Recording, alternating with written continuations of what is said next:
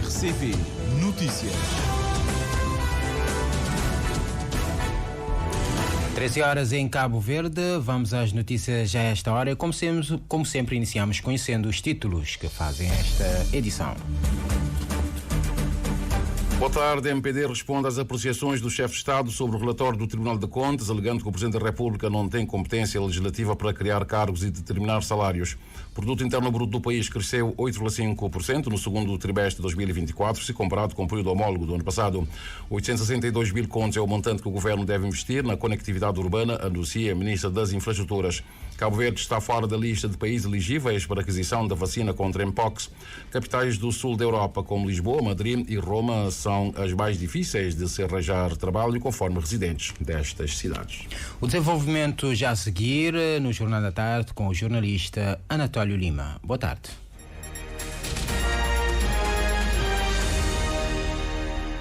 Amigo ouvinte da Rádio Cabo Verde, muito boa tarde. O Movimento para a Democracia alega que o chefe de Estado não tem competência legislativa para criar cargos e determinar salários, defende o secretário-geral do MPD, em reação às declarações do Presidente da República sobre as irregularidades apontadas no relatório do Tribunal de Contas, em relação às quais o Presidente da República alegou que muitas das questões levantadas no documento é porque há uma inadequação entre a lei orgânica da Presidência e a missão da mesma instituição. Luís Carlos Silva incita o Presidente da República a assumir as suas responsabilidades, conforme a Dina Almeida.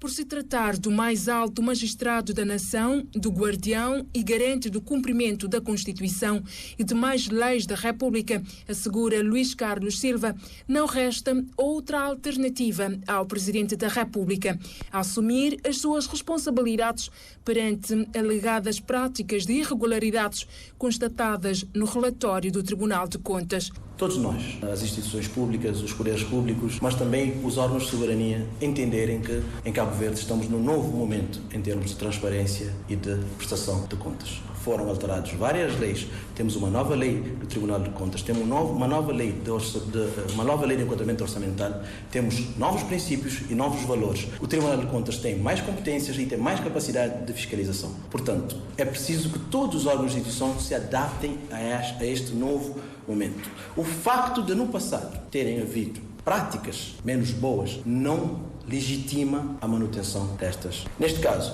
temos cerca de 25 mil contos que foram ilegalmente utilizados e que podiam estar a servir Cabo Verde em outras necessidades. Quanto à reação do chefe de Estado referente à lei orgânica, o secretário-geral do MPD defende que quem pode alterar a lei é o Parlamento. O Presidente não pode criar cargos e não pode determinar salários, muito menos pode decidir contratar a sua companheira e atribuir-lhe um salário. Sabendo disso, o Presidente da República surge com uma estranha tese: fazer da suposta boa-fé de uma proposta uma fonte de direito. Contratou a sua companheira em janeiro de 2022 e enviou a suposta proposta de nova orgânica ao Governo em maio do mesmo ano. O facto dele ter proposto ao Governo uma nova orgânica para a Presidência da República não lhe concede poder. Em conferência de imprensa, o MPD esclarece que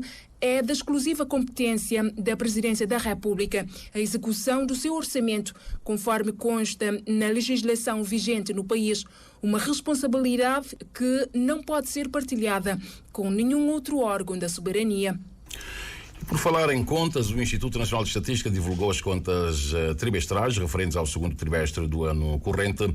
De acordo com a publicação do INE, o Produto Interno Bruto cresceu, em termos reais e homólogos, 8,5% no segundo trimestre de 2024.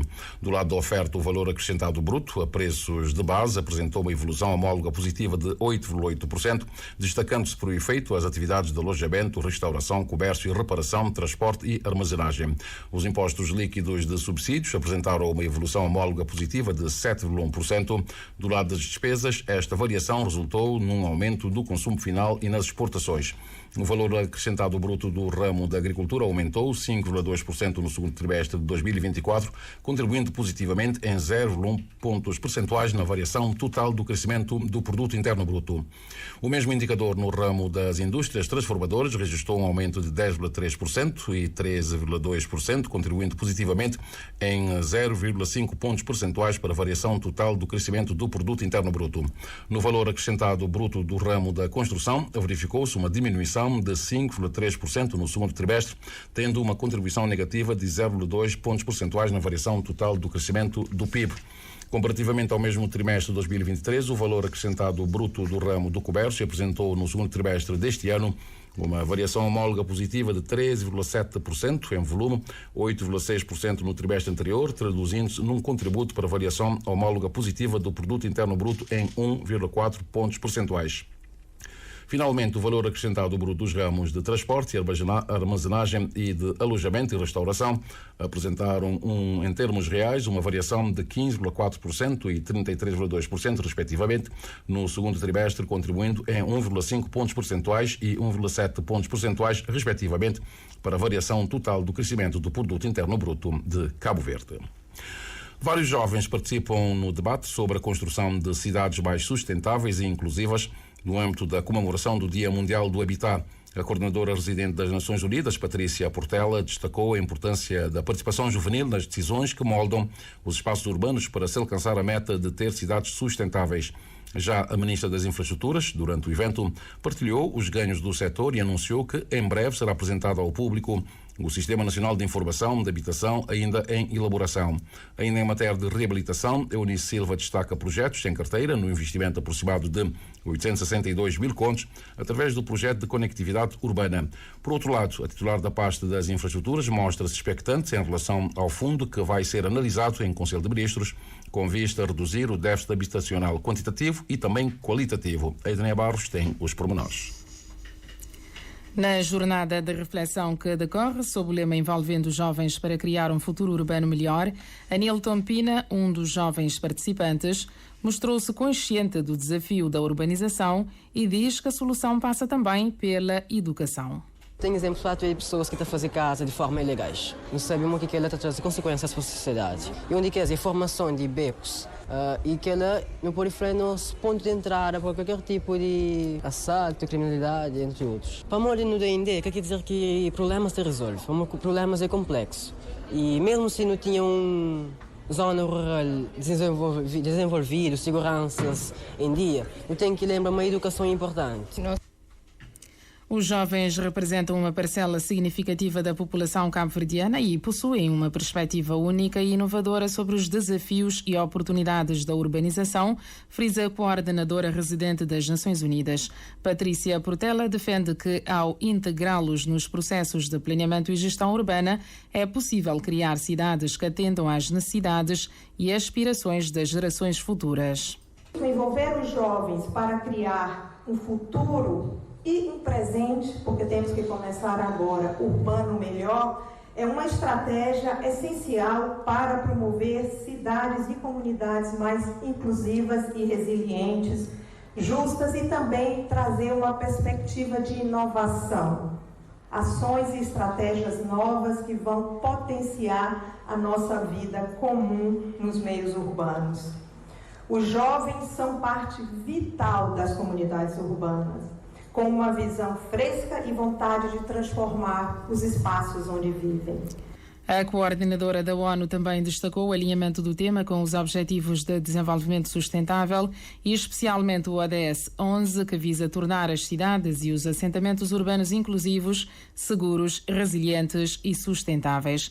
Já a Ministra das Infraestruturas destacou avanços alcançados e diversos projetos e iniciativas que estão sendo implementados pelo Governo, como a construção de novas habitações e reabilitação de áreas urbanas, no investimento que ascendeu a 3,7 milhões de contos e adianta outros projetos em carteira. Mais de 175 mil metros quadrados de área a requalificar, num pacote de investimento de aproximadamente 862 mil contos, através do projeto de melhoria da conectividade urbana, financiado pelo Banco Mundial, estando a elaboração dos projetos na fase de conclusão. Proximamente, trazer a público o Sistema Nacional de Informação da Habitação, que está em elaboração. Outro instrumento importante, este de acesso público e de interação entre a sociedade e as instituições públicas. E quanto à criação do Fundo Nacional da Habitação, que será analisado amanhã em Conselho de Ministros, a ministra Eunice Silva diz que é um instrumento valioso para a implementação de planos e programas habitacionais e que visa contribuir para a redução do déficit habitacional tanto qualitativo como quantitativo. Estimular medidas e políticas públicas para mitigar os impactos das alterações climáticas, como o calor excessivo, por exemplo, é um dos propósitos do workshop Repensar o Espaço Público. Medidas de mitigação climática que teve o início hoje no campus da Universidade de Cabo Verde, na praia, e que envolve estudantes e investigadores nacionais e também internacionais. Trata-se de um projeto embrião financiado pelo Centro de Investigação da Universidade de Lisboa e que conta com a parceria da Universidade Pública. Mais espaços verdes e construção de edifícios de forma a propiciar mais conforto térmico são algumas soluções à vista e que, segundo a coordenadora do projeto, Cristina Henriques, devem ser aplicadas. Ana Nivaz esteve presente e tem os pormenores. Cristina Henriques, que também é investigadora e geógrafa de profissão, fala da importância dos estudantes estarem envolvidos no projeto, não só porque são os futuros decisores, mas também porque conhecem melhor as necessidades locais quando se trata em medidas de mitigação às alterações climáticas. Para essa responsável, já existem algumas práticas urbanísticas e que podem ser replicadas em Cabo Verde. Fala-se muito em introduzir vegetação, sombra, etc., mas estamos num país onde a vegetação não é assim fácil. A água é um problema e, portanto, a vegetação precisa de bastante água. Portanto, quando se pensar em vegetação, tem que se pensar que tipo de vegetação. E há outras soluções, às vezes, utilização de materiais de construção diferentes que ajudam a refletir melhor o calor. Pensar como é que os edifícios devem estar dispostos, de forma a utilizar aquilo que a natureza nos dá, e neste caso a ventilação. Corredores de ventilação, se os edifícios forem construídos com uma determinada orientação, podem nos ajudar a criar um conforto através desta ventilação que o vento promove, não é? entre os edifícios. A par dos problemas encontrados e soluções apontadas, o projeto visa, no futuro próximo, revela Cristina Henriques, alocar recursos para, junto dos parceiros nacionais, dar respostas às necessidades das comunidades. É um projeto embrião, é um pequenino financiamento para que a gente se possa organizar e começar a recolher alguns dados, começar a criar as tais redes de investigadores. Agora, a ideia é tentar encontrar outros financiamentos mais robustos que possam dar projeção ao que sai deste projeto embrião a outra escala e colaborar com outras entidades, nomeadamente até o município da Praia e outras instituições que se revejam no projeto e que queiram colaborar connosco. O workshop Repensar o Espaço Público, medidas de mitigação climática, decorre até o dia 11 do corrente mês na UniCV. Durante o evento vai ser apresentado um trabalho final de mestrado, cuja componente prática foi desenvolvida nas investigações de campo do citado projeto, que comprova que, em termos térmicos, o Vale da Ribeira do Palmarejo, zona-alvo de estudo, a temperatura é muito elevada. 13 horas mais 13 minutos e meio. A necessidade de se trabalhar as competências comunicacionais dos alunos que pretendem ingressar no ensino superior é apontada pela Pró-Reitora para a Política Social, Estudantil e Extensão da UniCV como algo urgente. Um trabalho que deve ser feito em articulação com o ensino secundário para se garantir o primeiro ano de ensino universitário sem sobressaltos. A Joana Lopes assina o trabalho.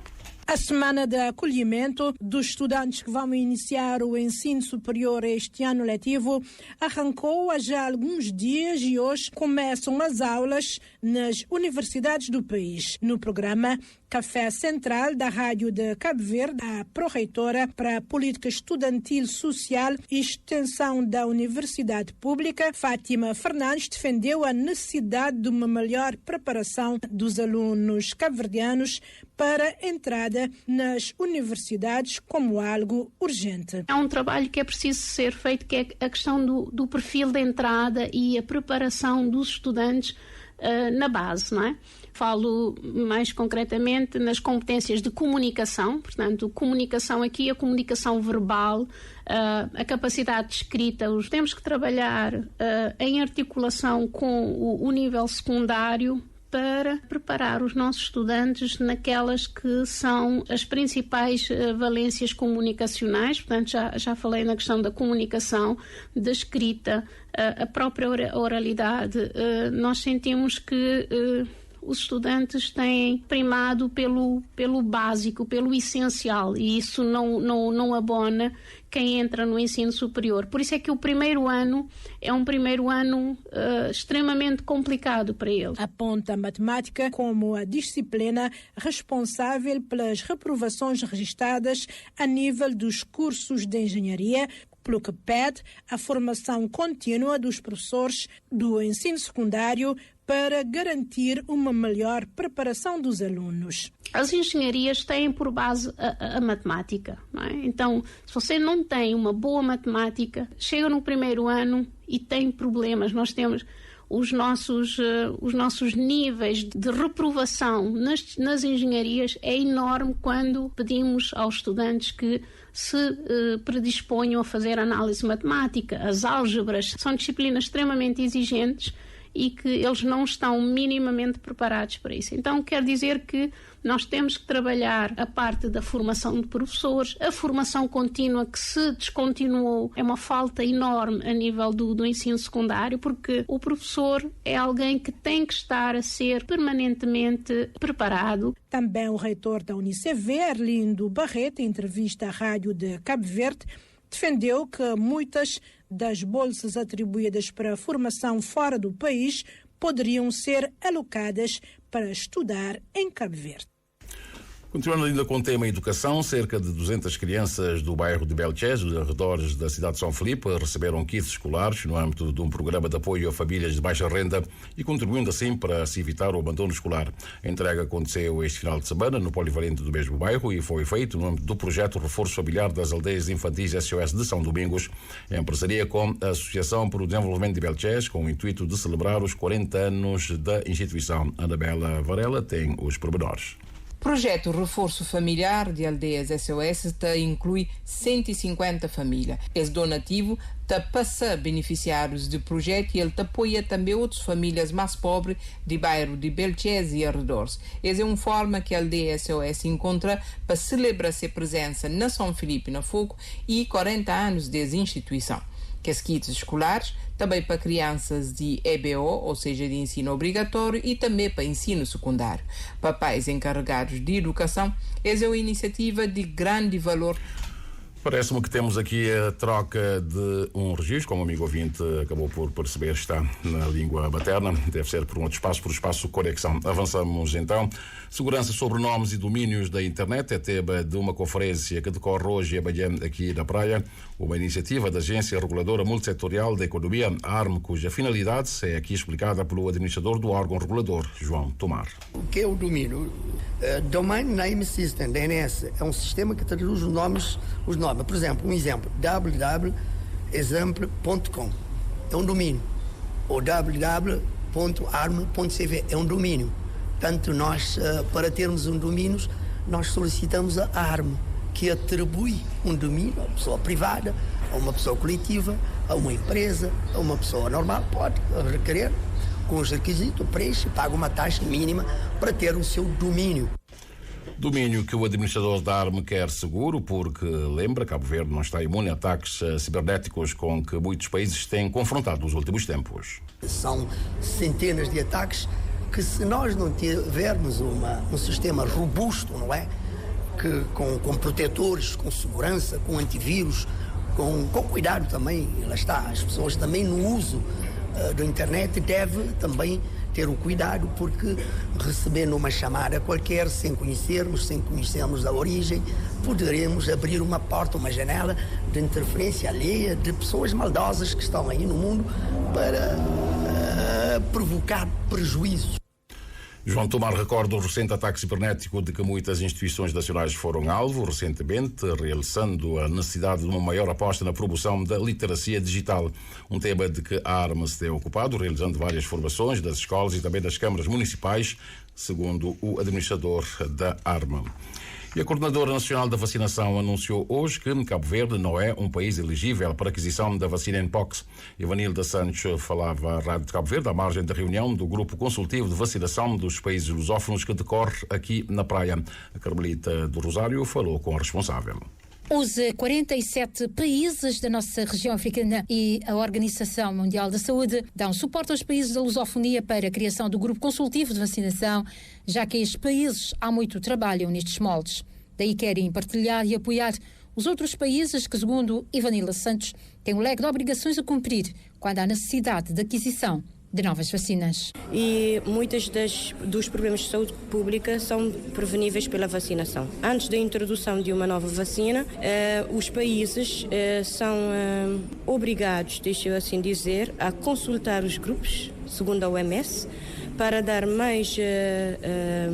dar uma maior força à tomada de decisão dos ministros da saúde e Cabo Verde ainda não tinha esse grupo, foi criado nesse momento e vai ser formado agora. Cabo Verde, por exemplo, em termos de vacinação está entre os 90% e 95%. A questão agora, segundo a coordenadora da vacinação, Ivanilda Santos, está na aquisição de novas vacinas. Cabo Verde, sendo um país de rendimento médio, não é? É um país que mostrou capaz de financiar as suas próprias vacinas. Não é bem assim. Exatamente. Há países como Angola que são financiados, mas desde 1998 Cabo Verde tomou a independência vacinal. Tem corrido muito bem, nós temos conseguido manter a vacinação com os nossos próprios recursos, mas no que tange à introdução de novas vacinas, realmente às vezes é complicado. Um dos exemplos no que toca a compra de novas vacinas, Ivanilda Santos aponta a vacina Mpox, já que Cabo Verde não é elegível para a sua introdução. Neste momento com Monkeypox, né? O país, nós não somos país ainda elegível para a sua introdução, mas estamos na preparação da elaboração do plano, caso houver um caso, para estarmos preparados a fazer a vacinação, porque não se recomenda uma vacinação em massa. E esse grupo, mais uma vez, nos ajudará a melhor preparar e a melhor tomar uma decisão para a aplicação dessa vacina. Cabo Verde recebe a reunião do Grupo Consultivo de Vacinação por os Países Lusófonos. O encontro decorre durante 4 dias na cidade da Praia, em parceria com os países da África Ocidental e a OMS. E Cabo Verde acolhe amanhã e depois da manhã a Conferência Internacional intitulada Segurança Marítima 2024, Inovações e Parcerias por um fundo financiado em 150 mil euros pelo Governo da Alemanha. A iniciativa de um conjunto de organismos internacionais especializados no setor marítimo pretende promover uma abordagem intersectorial entre Cabo Verde e estas organizações e restantes países da CEDEAO, visando potenciar os investimentos da indústria marítima no Atlântico. Canda Morifortes tem os detalhes.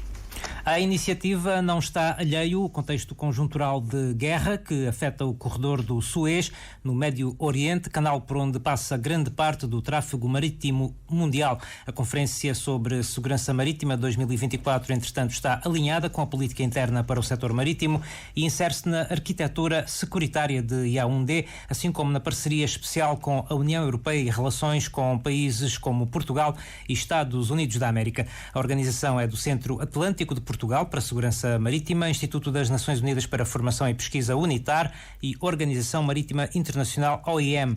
Da conferência de 2 dias, que começa amanhã, António Nascimento, diretor-geral do Instituto Diplomático de Cabo Verde, destaca. Permite-nos destacar uma abordagem holística dos desafios permanentes que a segurança marítima coloca perante os Estados e que exige um diálogo mais assertivo, tanto no plano nacional, entre os vários setores envolvidos, do Ministério dos Negócios Estrangeiros, a defesa nacional, a segurança interna e todas as atividades económicas, blue economy, ligadas ao setor marítimo, a segurança humana, desenvolvimento e novas tecnologias. Se buscará soluções para a segurança marítima sustentável, para as parcerias estratégicas e cooperação internacional, para a estruturação legal e governança e a mobilização de investimentos para as iniciativas de segurança marítima. Phil Heil, gestor de projetos na Organização Marítima Internacional OIM das Nações Unidas, realça a importância da abordagem colaborativa na atração de investimentos para o setor da segurança marítima e o envolvimento da indústria do setor marítimo. It will focus on sharing best practices and innovative solutions. Vamos focar-nos na partilha das melhores práticas e soluções inovadoras por parte das várias partes interessadas, ao mesmo tempo que promoveremos parcerias internacionais e intersectoriais para aumentar a segurança, sustentabilidade e resiliência marítima. Adicionalmente, o evento pretende aumentar a consciência dos fatores essenciais para a atração de investimentos em segurança marítima, ou seja, começar a ter o envolvimento da indústria, porque ela beneficia de uma maior segurança. The shipping industry benefits from more security. Em representação do Centro Atlântico de Portugal para a Segurança Marítima, Francisco Oliveira enfatiza a oportunidade que o evento representa de aproveitar a rede de contactos das organizações envolvidas. O Atlantic Center, naturalmente, sendo uma organização que conta com a participação cabo-verdiana, se associa com muito gosto a este esforço em contribuir, acima de tudo, para a sociedade cabo-verdiana no diálogo político, no desenvolver capacidades ao nível da economia azul, da criminologia azul e da segurança marítima. Esta conferência irá trazer uma grande teia de conhecimentos e de contactos que deverão certamente ser bem utilizados. A Conferência Internacional intitulada Segurança Marítima 2024, Inovações e Parcerias para o Futuro, reunirá na praia altas personalidades do setor académico, governamental, militar, entre outros. Contará com 9 painéis temáticos e intervenções no dia 9 da Secretária de Estado da Cooperação, Miriam Vieira, e na cerimónia inaugural da Ministra de Estado e da Defesa, Janine Lelis. O evento terá lugar amanhã e depois de amanhã nas instalações do Banco de Cabo Verde, na Achada de Santo António, na cidade da Praia.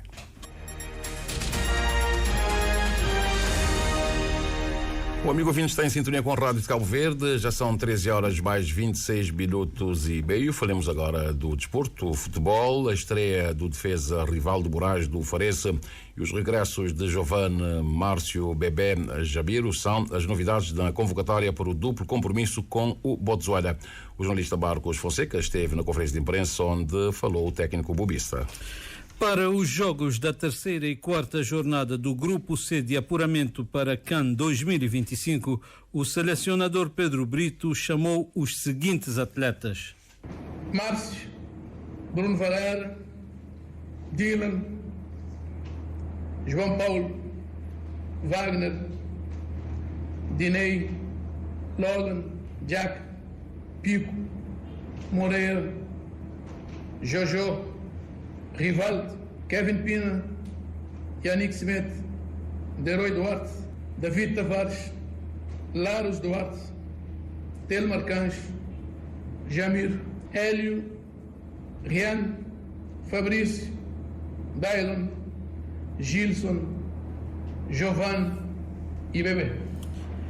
Bobista considera os jogos com o Botsuana, último do grupo, cruciais, mas não determinantes para a classificação. Ele garante que o objetivo é vencer em casa e ir buscar o melhor resultado possível fora. Márcio, Botsuana podia ser outra seleção qualquer. Eu tenho que querer fazer coisas da melhor maneira possível e poder encarar adversários que frente a frente mais sem menosprezar e sem achar que algum é tão superior a nós. Desde nosso grupo, desde o início, não dizer que não queria trabalhar para qualificar, assim que não tem que fazer, ainda não quer nem chegar no meio de qualificação, portanto, não quero fazer da melhor maneira possível, não quero vencer no jogo, não quero fazer a equipa entender que é importante assim vencer no jogo, porque ele não tem feito sempre, mas é que a organização e é que respeito, obviamente, para nós adversários. Questionado sobre o porquê de divulgar a convocatória apenas 3 dias antes do jogo, Bobista explica. Só para dizer que durante esses dias ali, nos últimos 4 dias, não mudei a convocatória 4 vezes. Para poder por causa de lesões, por causa disso, por causa daquele outro. Não podia ter divulgado antes, quando eu tinha costume fazer sexta-feira, mas se calhar não tinha dado mais informações depois disso, em relação a outros jogadores. Acho que o maior abusador ainda que tem nenhum jogador na Cabo Verde nesse momento. Nenhum jogador que joga na Cabo Verde. Portanto, é preciso qual é que a dificuldade que tem assim. Eu tenho que fazer 2 treinos, um treino de manhã, outro treino depois da manhã, depois para jogar. Eu tenho que ter um bocadinho de calma e compreensão em relação a este tipo de situação ali, porque não vale a pena darmos a informação para virar aquela informação outra vez, como aquela informação lá que tem que ser mudada.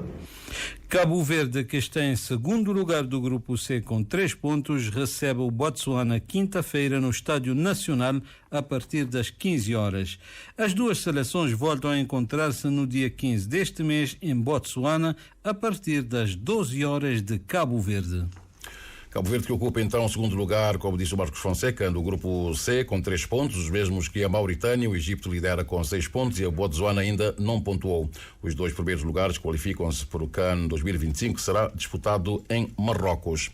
E no momento em que muitos jovens cabo-verdianos deixam o país em busca de melhores condições laborais e de vida na Europa, a Rádio de Cabo Verde consultou alguns dados publicados pela Euronews sobre quais as principais cidades europeias onde é mais fácil conseguir emprego, de acordo com a percepção dos seus residentes. Em 83 cidades da Europa, menos da metade dos residentes considera que é de fácil encontrar um bom emprego, mas as opiniões variam muito de acordo com o relatório da Comissão Europeia sobre a qualidade de vida nas cidades europeias em 2023. Na Itália, por exemplo, em Palermo, apenas 4% das pessoas partilham este otimismo, enquanto que em Praga 79% sentem-se confiantes quanto às perspectivas de emprego. Olhando para as capitais, a percentagem de pessoas que acreditam que é fácil encontrar um bom emprego varia substancialmente. Praga, na República Tcheca, lidera com a taxa mais elevada, com 79%, seguida de Bratislava, 72%, Oslo, 69% e Estocolmo, com 68%. Roma registra a taxa mais baixa, com 20%, seguida de Atenas, com 21%, e Madrid, com 24%. Entre as 5 principais economias da Europa, Paris e Londres lideram com 61% dos residentes a manifestar otimismo em relação às oportunidades de emprego, seguidas de perto por Berlim, com 57%.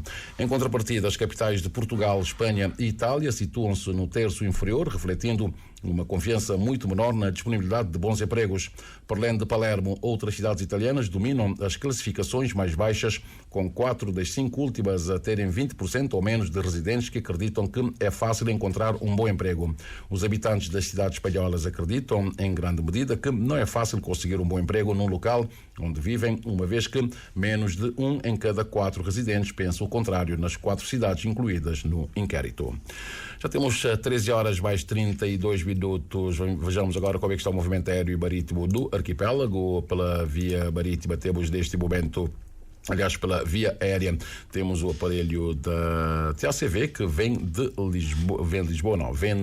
Paris, Charles de Gaulle, e vai para o aeroporto de São Vicente, São Pedro, com aterragem prevista. O voo que vem de Paris, voo da TACV, às 2 horas e 36 minutos. De São Vicente partiu já um aparelho da TAP que vai para Lisboa, com aterragem prevista na capital portuguesa, às 6 horas e 27 minutos. Da praia partiu há instantes uma outra aeronave, também da TAP, que vai também para Lisboa e deve aterrar em Portugal às 7 horas e 14 minutos. Pela via marítima temos apenas o Dom Tutu a navegar neste momento, está praticamente a entrar na baía de Tarrafal, em São Nicolau. É expectável que dentro de 40 minutos e tanto o Dom Tutu esteja atracado no cais em Tarrafal de São Nicolau.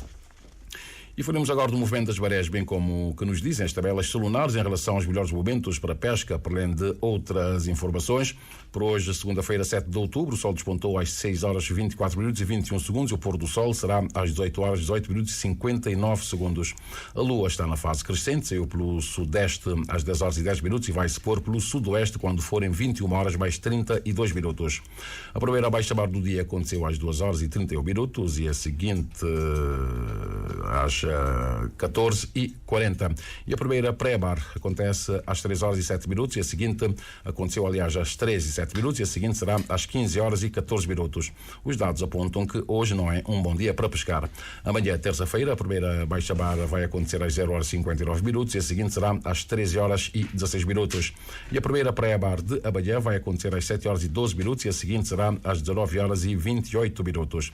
Em relação à pesca, amanhã, terça-feira, será um dia regular para pescar, sendo os melhores momentos das 3h19 até às 5h19, ou então das 15h15 Arlindo até às 17h15. Está então tudo dito neste jornal. Resta-nos agora recordar os títulos que fizeram este jornal. O Movimento para a Democracia responde às apreciações do chefe de Estado sobre o relatório do Tribunal de Contas, alegando que o Presidente da República não tem competência legislativa para criar cargos e determinar salários. O produto interno bruto do país cresceu 8,5% no segundo trimestre de 2024, se comparado com o período homólogo no ano passado. 862 mil contos é o montante que o Governo deve investir na conectividade urbana, anuncia a Ministra das Infraestruturas. Cabo Verde está fora da lista de países elegíveis para aquisição da vacina contra Mpox. Capitais do sul da Europa, como Lisboa, Madrid e Roma, são as mais difíceis de se arranjar trabalho, conforme residentes destas cidades. E assim foi o Jornal da Tarde, uma edição e apresentação do jornalista e editor Anatólio Lima. A informação volta a estar consigo às 15 no jornal a essa hora, com o Oscar Monteiro. Até lá, muito boa tarde.